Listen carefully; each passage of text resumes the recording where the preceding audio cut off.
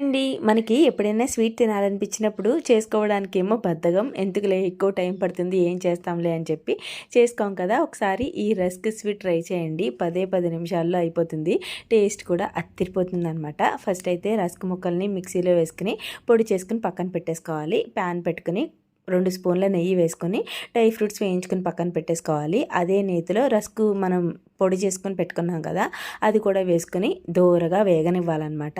వేగిన తర్వాత చిన్న గ్లాస్ కాచి చల్లార్చిన పాలు కూడా వేసుకుని ఒక్కసారి కలిపేసుకొని ఫైనల్గా పంచదార వేసుకుని మనం వేయించి పెట్టుకున్న డ్రై ఫ్రూట్స్ కూడా వేయించుకొని కొంచెం ఒక 5 నిమిషాలు అలా వేపుతూ ఉండాలన్నమాట. మనం వేపుతూ ఉంటే మనం నెయ్యి వేసాం కదండి, ఆ నెయ్యి రిలీజ్ అవుతూ ఉంటుంది అనమాట బయటికి.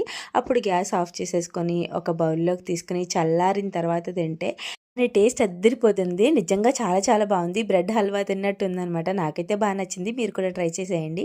అలాగే ప్లీజ్ వీడియోని లైక్